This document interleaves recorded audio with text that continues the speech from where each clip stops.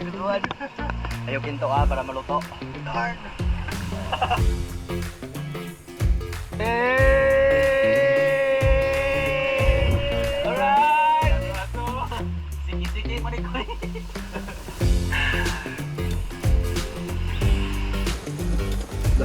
Kayo? Restaurant lang. Tama din. Alright.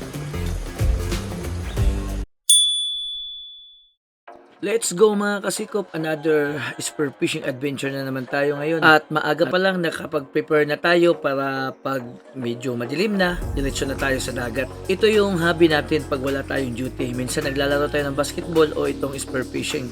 Maganda rin ito sa katawan kasi nakakapayat. So sa adventure na to, sabayan nyo ulit kami at pakishare na lang din itong video. At nung dumilim na at matapos na tayong mag-prepare, dumiretso na tayo sa spot natin. Ito yung mga kasama natin. Shoutout nga pala kila Junar. At may kasama tayong bago dito. Shoutout sa iyo kaibigan. At syempre pakipalo na rin kay Adu Vlog. At sa isa pa naming kasama na si Bidli na nauna ng lumangoy. At dito nga kalalangoy pala natin may nakita na tayo ditong isda. So hindi man to masyadong malaki pero goods na pang ulam. At yun, humiga pa. So yun, tinira na natin at buti na lang nakuha din natin to. Masarap din to pang pinirito mga kasikop. Kung mapapansin nyo, kumukuha ko ng ganito kalalaki. Iniipon ko kasi ito, masarap kasi itong pinirito lalo na pa yung pinakrispy. Kaso nakatakas to. Buti na lang mahina na yung isda. At ayun, ginamit na natin yung kamay natin para mahuli itong isdang ito. Ito naman yung goatfish o yung tinatawag natin dito na timbungan. Masarap naman to sa paksiw. Madali lang din to kunin paggabi kasi hindi magalaw. Isa naman to sa mga klase ng mga tribali. So kinuha natin to kasi masarap din to pang paksiw o pang sabaw. Yun po, buti na lang tinamaan. Medyo magalaw din to at medyo maingay. At dito nakita tayo ng blue na tilapia. Unang-una, hindi to pinagbabawal sa amin. Alam nyo bang masarap din to pang kinilaw? Lalo na yung may gata na kinilaw, napakasarap nito. May napansin naman tayo dito na BB cuttlefish. Hindi natin kukunin to kasi napakalit lang at tingnan mo kung gaano kagaling mag-camouflage. Ayun o, parang bato na lang. So ayan, iniwan natin kasi maliit pa. At ito naman ay inakala kong barakuda. Sa tingin ko, isa to sa mga klase sa barakuda. Medyo malaki-laki na rin to. Medyo mailap siya pero sinundan pa rin natin at nakuha natin yung chimpo. Ayun, sa pool. Saktong-sakto na spine shot. At nung hinila na natin palapit sa atin, medyo malaki pala to. Dito rin yung banda, yung nakita ko yung malaking GT na nakatakas. So, di man natin nakuha yun. Buti na lang nakuha natin to. Paki-comment below nga kung anong tawag sa isdang ito. Hindi ko rin alam kung anong luto ang masarap nito pero naisip kong ilarang ito. Katulad ng mga barakuda kasi yun yung specialty dito sa Visayas.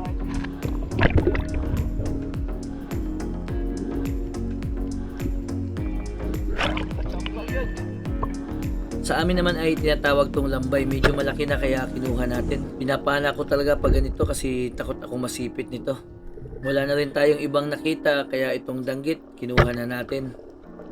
Isang klase ng rabbit fish tinatawag sa amin na tagbago.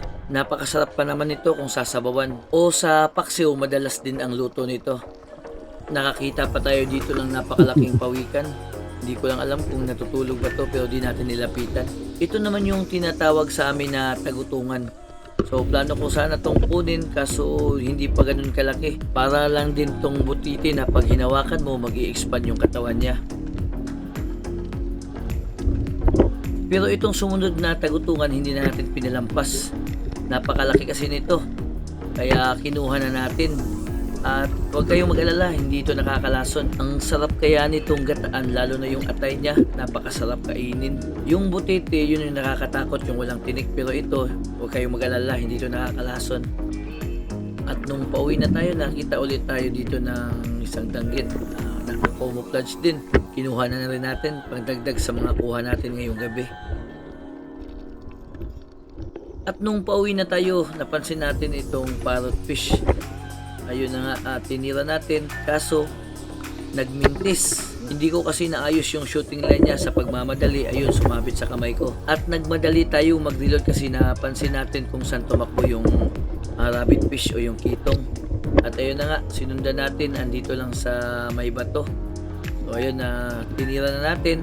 At yun, sapul na sapul. Buti na lang at naabutan pa natin. At napansin natin dito sa gilid meron pa tayong napansin na kitong, kaya after nito hindi na natin nilagay muna at nagmadali tayo ulit mag-reload.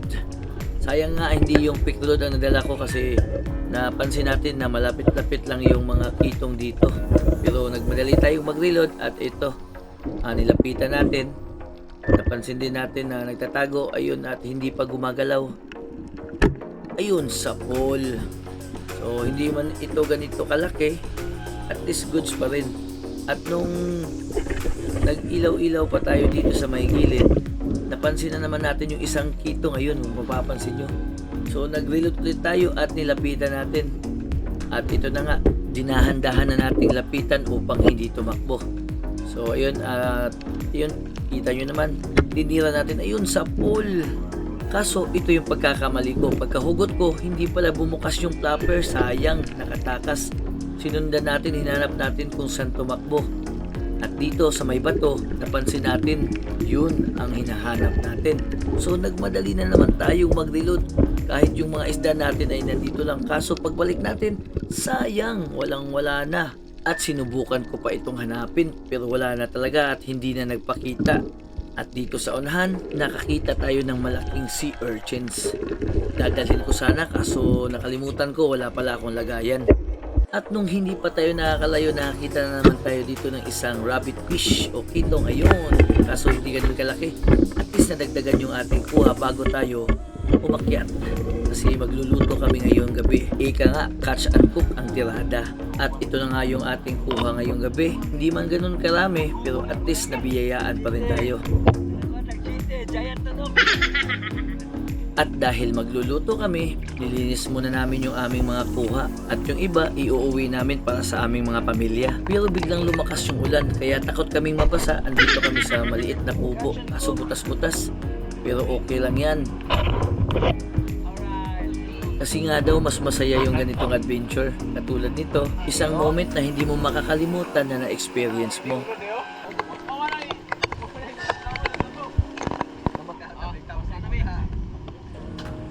Napasaguan!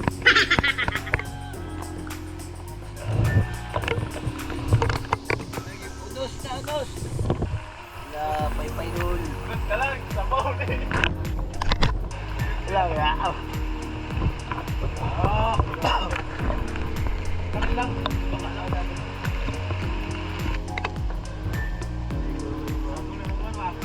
saguan.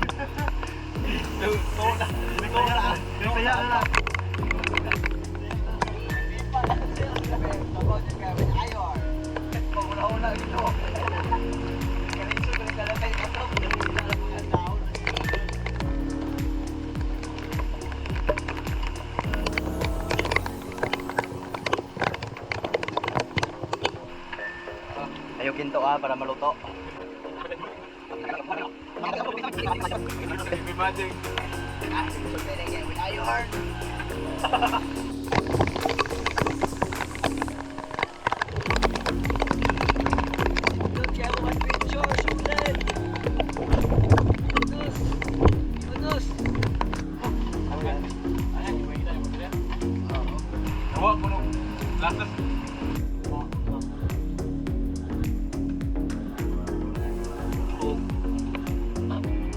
Sabi nga nila ako daw yung tumikim kung sakto ba yung pagkaluto nila.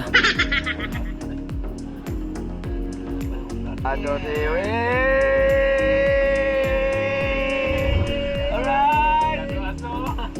Sige, balik ko.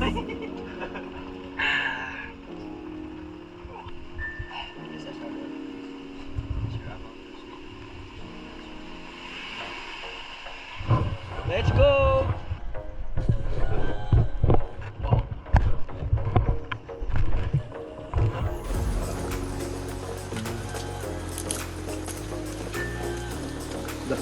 Kayo? May adong pwesto na lang. Ako, tuwa pa rin gawa. Lamig kaya na eh. Dari ako napagod.